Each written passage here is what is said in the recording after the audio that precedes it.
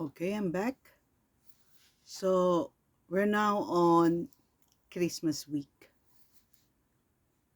I'm sure katulad ko, natatandaan mo pa until now yung mga memories mo about your Christmases. When I was young, very young, like I think 6 and 7, 8. During that time, we were living in Makati. Christmas was the best time of the year for me. Kasi yung tatay ko nagbibigay ng mga medyas. Tapos, pagdating ng Pasko, yung mga siblings ko tsaka ako, meron kami mga gifts dun sa medyas na yun. Karamihan, school supplies eh. Kaya naisip ko nga, to si Santa kung magbigay, puro pang school. Talagang naniniwala kay Santa Claus during that time. I didn't know it was my father who was putting gifts there. Kaya lang natanggal siya sa trabaho niya sa hotel. So tumigil yun. Naghirap kami. We suffered so much. We went through the horrible poverty. Kaya lumipat kami sa GMA. In the past, its name was San Gabriel. San Gabriel Relocation.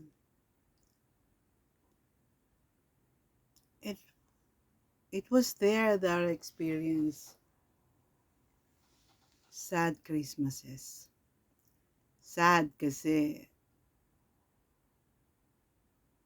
I really don't know the meaning of Christmas then. I was so young, 13, 14, 15. I thought it's only about good food, family reunion, nice house decorations, not knowing each one has meaning. Even the color red is so deep in meaning. It represents the saving red color blood of Jesus. Alam niyo yan? Sino man nakakaalam noon? Except na lang kung pastor yung magulang mo, no? Or theologian. Kaya now, when I make my Christmas tree, I make it sure meron siyang red. Because that red color that symbolizes the blood of Jesus is the reason why I possess the Holy Spirit. The Holy Spirit is the gift of Jesus. Kaya kami Pasko, kaya Christmas. Gift ni Christ. Kakalungkot. Very minimal, very few.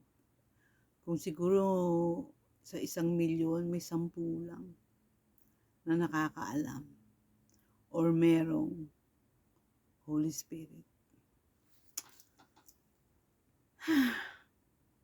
Hindi ko alam paano ko explain sa inyo to eh. Kasi yung Christmas gift, makukuha mo lang, matatanggap mo lang kung isusuko mo kay Christ yung iyong earthly life.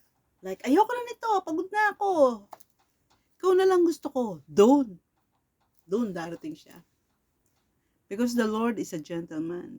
Hanggat hindi ka sumusuko, hanggat hindi mo sinusuko yung life mo sa Kanya, He will not take over. Hindi mo matatanggap si Holy Spirit. The Holy Spirit is the Spirit of Christ. Iklaro natin yan.